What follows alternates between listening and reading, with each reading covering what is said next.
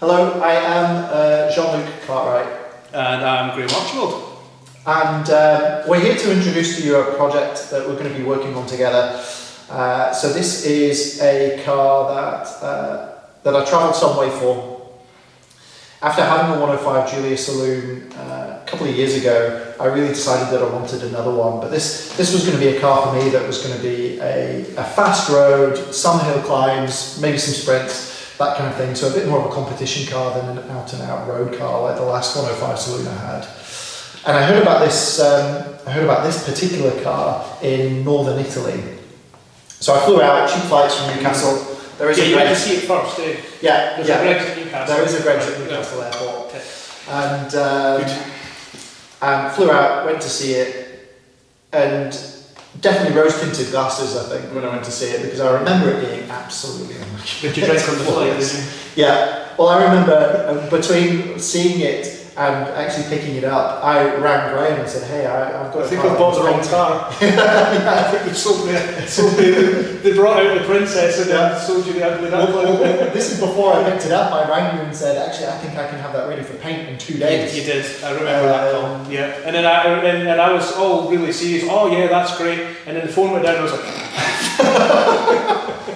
And then I picked it up, which is a journey in itself. I'll talk about that in a minute. But when I picked it up, I rang you on the way back and said, "Guess what? It's." Is that before or after your prop shaft fell off? That was after the prop shaft fell off. Good, that's a story. That is a story. and I rang you and said, "Actually, it's not going to be ready in 48 hours." And if you can see at the corner of the screen, it's still not ready to be painted. We're now 5 months in. It's still not quite there. So definitely rose-tinted glasses when I saw it. The journey was about 2,400 miles to collect it, and we drove from here in Scotland down to Bergamo, north of Milan, avoiding Switzerland, around 2,400 miles in 72 hours. A friend and I 17 fuel stops. No, it's more. It was, so we averaged around 200 miles per tank of fuel. So what's that? That's 10, 11, 12, sorry, 12 fuel stops. 12 fuel stops. How many Greggs? You know what, you leave the UK, there's not that many Greggs, unfortunately. A1, there's a big shortage of Greggs. Yeah. Down the A1. Oh, was there? Yeah, so there's a big opportunity there. Yeah. What we're doing here? Yeah, we should be doing that. Franchising Greggs. On the way down, we had a load of adventures. The drive shaft support bearing collapsed on the Cayenne that I was towing the trailer with. But luckily we had some duct tape to hand actually, so we were able to duct tape the bearing so it still stayed within that housing, and we travelled around 1,000 miles on that improvisation. Because you went when you got there, I'm not right in saying that the guys that you bought the vehicle from actually put it up on the ramp and let you do like a proper MacGyver job on it to get you back home, sort of thing. They were impressed by my duct tape solution. Yeah. But decided it was terrible. And was there a bit of a language problem there? So were they actually impressed? Maybe not. Maybe Google Translate was just being kind to me. So actually, I ended up purchasing this. This was being looked after by a historic race team called Ombre SRL. And when we told them about the problem we had with the Cayenne, they were kind enough to get it in, and they had some hose pipe. Actually, it was fuel pipe. Oh, was it? Some fuel line, and they fashioned a far more sustainable drive shaft bearing support. Are you still using that drive shaft bearing, or did you change it? No, well, I kept it for a few months. So we drove another 1,200 miles home on that, and then probably kept it for about 3 months before I said, I should probably buy a slightly more permanent solution. But actually, I'm fairly confident that their solution would have outlasted the OEM part. Porsche's sort of version of events. Far better than the OEM part. But then that's kind of how we came together. I got the car back, I realised that 48 hours was overly optimistic.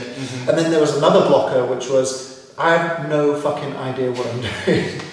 I don't want to say anything, but I'm glad you put it out there, because it's a bit of an elephant in the room. Yeah, admitting the problem is the first step to recovery. So for those who don't know, I am involved in cars, but what I do is I sell them. My business is called Maple House Classic Cars, and really what I do is sell them. Whereas you come from a place that is far more slightly different stock, far more suited to this kind of project. So I run a company called Retroworks, and we restore classic cars, predominantly actually in the last few years, predominantly sort of Land Rover, so Land Rover Series 1, 2, 3, Defenders, classic Range Rover, stuff like that. So yeah, that's the business side of things. But this really isn't about business for us. This is, and that was another one. It's more of an outlet for our own nonsense. Yeah, I think what escalated pretty quickly was when you came to see the car, and this was still just going to be a business transaction at that point. Yeah, right? You were going to bring the car for me yeah. and help hold my hand through a process that I did not understand.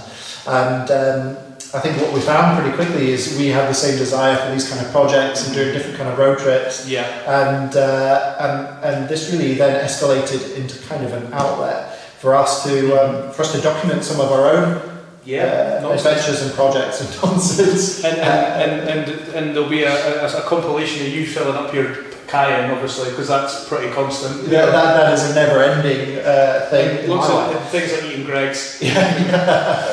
And so this really, so actually we decided to come together and work on different projects together. We have a complementary suite of skills, right? Building cars, selling them, and I don't know what else I can do really. I make a good coffee otherwise. You do actually, your coffee's pretty good. The coffee machine's good. Yeah, I brought biscuits. So those are those complementary skills. It's a team effort. And that's why we wanted to create the Gentleman Races to really document these kind of projects. And the first one being this Giulia that we're going to build. So what's the long-term plan with the Giulia? Well, I guess the long-term plan is to do the Monte Carlo Rally 2026, which begins in January the 6th or something, is it? It's early January. Yeah. Early January. I can't remember the exact. No, we should really work now. We don't want to be late. Yeah. So for those watching right now today, what day is it? It's March. Friday, 21st of March. Yeah, something like that. 21st of March. So yeah, to put that into perspective, we have, 9 months to build a car? 9 months to build a car that is currently an empty shell. What's good is we have most of the components. Yeah. And what's good is that it is a race car. Yeah. So we don't need to worry about trims and Yeah. those kind of things. All the niggly bits, we can avoid that. Yeah. I guess the main blockers being that we're building a car from scratch, that I have no idea what I'm doing. No. And neither do I. And I bloody hope you do, because that's why you're here. And also, we're going to have to spend some time behind the wheel before January. For those who don't know, the Rally Monte Carlo Historic is where we'll be driving this car. Which we've now discovered, it's official. From John start, which is, well, it's not up the road, is it? It's quite far. It's quite far from here to begin with. That's probably 300 miles before we start. Which in context will be about 7 Greggs. Correct. So up the go that A9.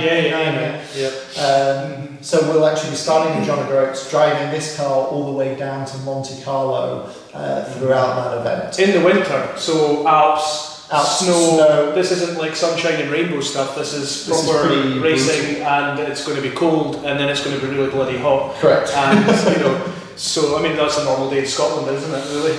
Just without the hot. Just cold, less cold, snow, wet, ice. Yeah. So we have 9 months to build. Kind of design. There's going to be some elements of design. I think we're figuring out what this car's going to have to be. Design, build, and really test this car before it takes part in the Rally Monte Carlo Historic. If we can get it finished in time. I'm confident. And actually, our first milestone is going to be getting it running to take part in an event on the 1st of June. That I'm slightly more concerned about. That seems frighteningly close, because we're pretty much in April now. That gives us April, May. And then we've actually got real jobs. We're not industry famous. Like and subscribe. But in between this, we're going to have to try and earn some bloody money as well. That's right. To pay for all this. So we have between now and the 1st of June to get this up and running.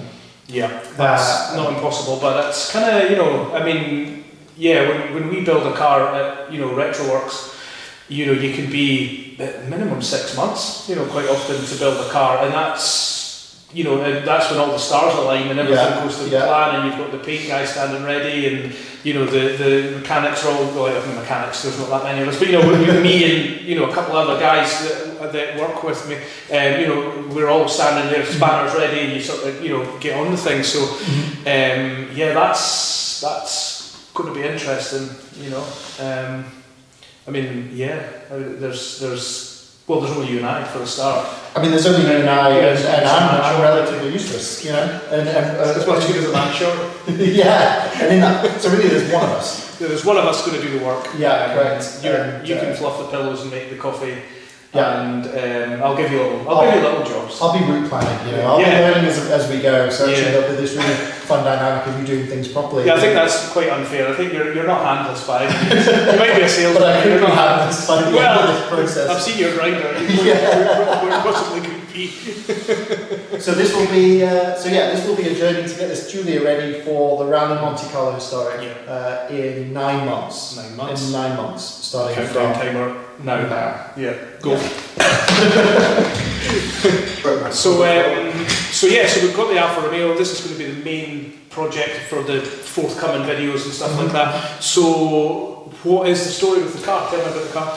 So the car is, I think, right, and this is on a limited paperwork, I've contacted Alfa Romeo to get some exact stuff, but I believe it's a late 60s Alfa Giulia TI, which was kind of their hodded up version. But this is a car that's actually never seen the road. No, that's right. And I think that's reflected in how not rusty it is. I was going to say that's why it's still here. That's why it still exists. It's not, disintegrated. Actually, it is a remarkably good shell. Yeah, the shell's really nice. I mean, you can tell it's been bashed, right? Yeah, but and you probably did it an injustice when you got there with the rose tinted glasses and I mean, you probably did because it's like going to see a puppy. You don't leave without one. Yeah. But yeah, I mean, in fairness to you, like when you told me about the car, I was like, that might be, we'll wait and see. And then when you've actually got out the road, it's pretty good. It's pretty good. It's pretty good, and I think that's. I've restored a lot worse. Put it that way. I've owned a lot worse. Yeah, driven a lot worse. I'm driving a lot worse. But I think that's really reflective of its history. This was a car that competed in a race series called Squadra Bianca, which was a one-make race series just for these 105 saloons. Where was that about again? And that was in the Netherlands mostly. So they would take these cars, they were relatively cheap at the time, and they'd fly them around with the 2-litre Nord engine. So it started off life competing in that Squadra Bianca race series. It then ended up in Germany in the 90s, took part in a lot of historic endurance races, places like Hockenheimring, that kind of stuff. It's cool history. Great history, and we have some of the documentation to support those kind of races. And the goal is really to, as much as we're building for the Rally Monte Carlo story, is also to pay a bit of a tribute to that history as well. So in terms of race livery, it's going to be very similar to those Squadra Bianca cars. So those are the triangulated nose cone thing, and with the colour, and then the white. And So all those Squadra Bianca cars were white, and the only part of the car that the team were able to really control was the nose cone. So we're going to do the same. It's all going to be white, but we're going to have a nose cone, which is going to be in the green, which is reflective of Maple classic cars. And I've got some pictures of the car when it was racing actually, and I'll put those up here. And so the car itself has really cool history, lots of really neat parts actually as we were trawling through the I looked through the boxes the other day, and there's like some really retro sort of switch gauges, like the switch works and the gauges and stuff. And so there's not much of a dashboard and stuff like that. But I think what is there is really good, like the sort of race spec bits and pieces. It's all kind of there. So that was the other thing I was concerned about. Obviously, when you got in touch and said, come and give me a hand and that with the project, it was going to be like, what have you actually got? And then because you never trust a salesman to go and buy anything. I mean, that's rule number one. A salesman without a mechanic. I mean, that's like what I don't know. It's like a dangerous game. Yeah, it's like a number one wing, isn't it? So I think we'll come back. There's like a dozen boxes or so. So there's like a lot of parts. And I think we've got everything. Did you remember the engine? Engine I've got. It's going to be a 2-litre Nord engine actually. So same as the race spec. Same as they used in the Squadra Bianca series. Because to some extent, the car has to remain sort of, I say original. It has to remain sort of fairly correct. So again, if you're interested, it's kind of Appendix JK, Appendix K sort of I'm getting my head around these appendixes and regulations. So if anybody wants to tell us what that all means, we'll update you at some stage when we know. But the Appendix K thing is, I mean, it's all historic spec, FIA approved, blah blah blah, roll cages, stuff like that. So it's all fairly straightforward. We know most of the criteria, but it's just sort of fine-tooth comb through some of the little bits and pieces. That's making sure we tick all the boxes, right? And a lot of it's safety related, a lot of it's about keeping it period correct in Appendix K, and I've read through it like 4 times, I don't fully understand it, but I'll get my head around it. So we have most parts. Engine's going to be a 2-litre Nord engine, they're about 120, 130 brake. That's 1245s. Actually, the carbs are still in the land, so I need to go back and get those. It'll be. I told you, salesman. Yeah, I completely forgot to pick them up. £30 flight return from Newcastle. It's either going to be 40s or 45s. I'm hoping 45s. Yeah, I think they were. Yeah, I don't know. I think they were 45s. Yeah, I think you could run both. You could. It's all legit anyway. So I think that's one of the parts we need to find. I broke the windscreen on the way back, so I'm going to need to find a windscreen. Maybe because it's going to be a bit of a longer run, we change some of the Perspex windows for actual glass in an effort to, reduce some of the noise. Retain a bit of heat as well. Yeah, true. When we're up in the Alps and it's minus bloody 20, that would be pretty useful. Yeah. So there'll be, Are we going to flip a coin for the puncture repair when we're like in the Alps? Is that going to be a thing? I'm just going to take some of that pressurised foam stuff. I think we're going to do the sort of salesman delegation thing. Oh, I mean, you're the mechanic. I don't know, jack a car. Yeah. I've never used a jack. I don't know. Yeah, a bottle jack. Yeah, no thanks. Absolutely thanks. Next question. But I think we've got all the parts. Mostly. Yeah. And there'll be things that we don't have that we can make and buy and stuff like that. So I think on the whole. Although the parts will want to change because the use is going to be slightly different. This isn't going to be circuit racing anymore. No, that's it. As much as it's spent its whole life doing that, circuit racing probably won't be what I use it for. No. So it's going to be a mix of tribute to what it has done and also change of use to what it is going to be for, which is like road rallies, fast road. Because if we make it back from Monte Carlo. There'll be other things, because I'm pretty sure we'll be like, we'll need to do that again. Absolutely. I mean, I'm a sucker for a road trip. If this does Monte Carlo... I bet you it's better miles per gallon than your Cayenne and all. Oh, jeez. I'm going to put money on that. I reckon this will do a solid 30 miles per gallon. Probably. And which is about double what I achieve in my regular modern car these days. So that's a bit more about the car. In terms of timeline and what needs doing, right now we've got a bit of welding to do. Welding today, we'll start on that today. And so there's a little bit of welding on the back quarter panel, a little bit on an inner arch, and then we've got roll cage brackets to make, and then we have the roll cage to put in, and then we're ready for paint. So it's actually not that far away, really. There's lots of little holes and stuff that I'm going to weld up with my cheap welder. I brought a real welder. You brought a real welder, I got my Timu welder for these little holes and stuff like that. But in terms of welding, we're pretty much there. And then it's off the paint, at which point I feel like things really escalate. When you see it in colour, and it's always good to see, because you especially not so much this car because you've got it as a bare shelter, but when you do any project, you go backwards to go forwards. When you go that far back and then you're into days of welding or weeks of welding in some cases, it's just like, when am I ever going to see the end? The minute the colour touches the panels, you're like, yes. This is what's, and then you start putting all the contrasting parts on, so you've got like black shockers, lower arm control arms, and it's all been powder coated and all that kind of thing. It starts becoming a car again. So that's always exciting. Which I'm looking forward to, because I've never seen this as a car. No, neither have I. I've seen a couple of sketchy pictures of it, but that is the limit. So it would be nice to see this start to build up as a car. And then from that point, it's just throw it together, right? Which is like a day. I love how you make that sound easy. I'll make it happen. Cool. Good. Let's go. Let's get on with it.